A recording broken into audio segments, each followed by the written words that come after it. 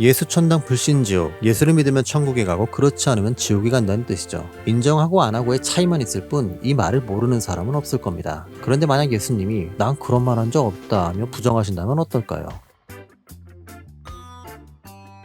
어떤 관리가 예수님께 영생을 얻으려면 뭘 해야 하는지를 묻습니다. 영생이란 죽음 이후의 세계로 천국을 말하는 것이죠. 행위로 구원을 얻으려는 바리새적인 생각은 유대 사회에서 지배적이었습니다. 지금 그는 예수님에게 추가적인 팁을 얻기 위해 이런 질문을 하고 있죠. 어떤 이는 예수 믿기만 하면 무조건 천국 간다 생각합니다.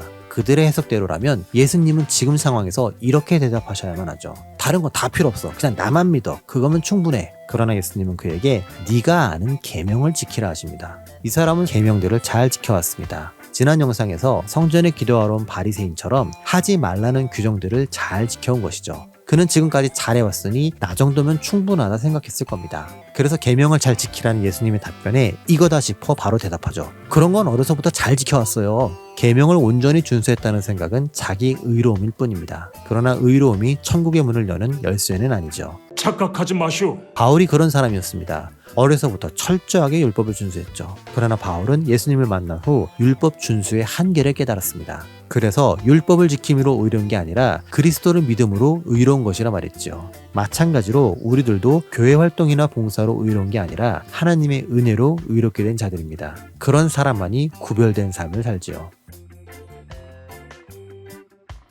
영생을 얻고자 하는 사람에게 예수님은 5가지 계명을 말씀하십니다. 간음하지 말라, 살인하지 말라, 도둑질하지 말라, 거짓 증언하지 말라, 내 부모를 공경하라. 이것들은 10계명 후반부에 있는 인간관계의 계명으로 비교적 쉽고 분명하게 준수 여부를 확인할 수 있습니다. 그런데 예수님은 그에게 탐내지 말라는 마지막 계명은 언급하지 않으십니다. 이것이 그의 약점이자 아킬레스건이니까요. 그는 하지 말라는 건 안 하는 착한 사람이었습니다. 그러나 이 착함은 소극적 실천이죠. 그가 하나님에 대한 순종으로 계명을 지켰다면 10계명의 4가지 계명도 잘 지켰을 겁니다. 하지만 10계명의 핵심은 사랑이기 때문에 예수님은 그에게 사랑을 증명하는 적극적인 실천을 요구하십니다. 그 실천을 위해 소유를 팔아 가난한 자들에게 나눠주라 하시죠. 하지만 그는 심히 근심하며 자리를 떠납니다. 포기하기엔 너무 많은 걸 가졌으니까요. 그는 부자였습니다. 재물은 곧 그의 정체성이자 삶의 의미였죠. 입으로는 하나님을 섬긴다 하지만 그의 마음에는 하나님이 아닌 재물이 있었습니다. 그게 내 유일한 기쁨이고 낙이고 행복인데. 만약 그가 재물보다 영생을 더 소중히 여겼다면 가진 것을 아낌없이 나누며 사랑을 실천했겠죠. 하지만 그는 순종보다 재물을 선택하며 영생을 거부하고 떠나게 됩니다. 재물을 더 사랑했기에 나 외에 다른 신을 섬기지 말라는 다른 계명조차 어기면서요. 결국 그는 하지 말라는 계명은 잘 지켰지만 이렇게 하라는 계명은 지키지 못했습니다. 낙심하며 떠난 부자 관리를 보고 예수님은 낙타와 바늘기 비유를 말씀하십니다. 재물이 있는 자가 하나님 나라에 들어가는 것보다 낙타가 바늘기로 들어가는 게 더 쉽다는 유명한 구절이죠. 이는 유대인들이 생각하는 재물과 천국에 대한 인식 자체를 부정하고 있습니다. 유대인들은 재물을 하나님이 주신 복의 증거라 생각했죠. 재물이 많으면 하나님께 인정받는 것이기에 천국들도 무난할 거라 여기면서요. 그러나 예수님은 오히려 그 재물로 인해 하나님 나라에 들어가지 못한다 말씀하십니다.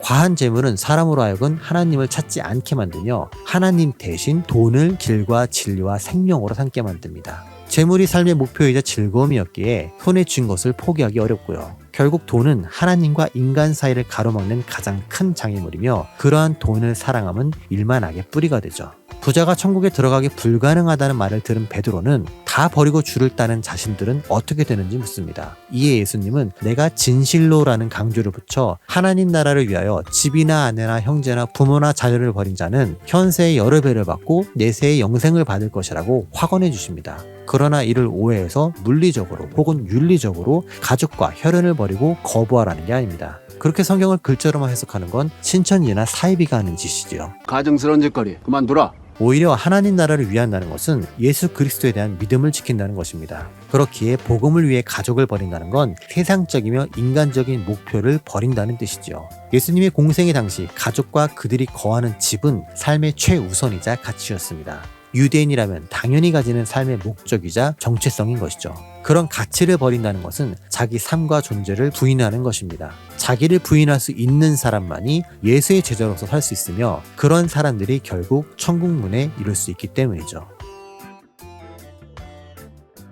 이제 불편한 얘기를 해보죠. 그간 우리는 이 구절을 대할 때 돈을 포기하지 못하는 부자의 어리석음을 탓해왔습니다. 믿음 없는 그를 보며 나라면 안 그럴 것이라 생각하면서요. 그런데 진짜 고민 없이 다 내려놓고 따를 수 있으신가요? 내가 내려놔야 할 게 단순히 재물이 아니라 나 자신인데도 지체하고 고민 없이 결단할 수 있으신가요? 우리는 믿음과 순종을 가로막는 요소들을 생각할 때 외적인 것들을 먼저 떠올립니다. 시간, 재물, 유혹, 시련, 고난과 같은 것들, 아니면 부모, 자녀, 가족, 친구 같은 사람들을 생각하죠. 이런 것들로 인해 내가 믿음을 지키기 어렵고 순종하지 못한다 생각하죠. 그러나 그것들보다 훨씬 더 많은 내적인 요소들이 있습니다. 하기 싫은 기분, 쪽팔림 같은 감정, 혹은 버티고 견뎌야 하는 인내 같은 것들이죠.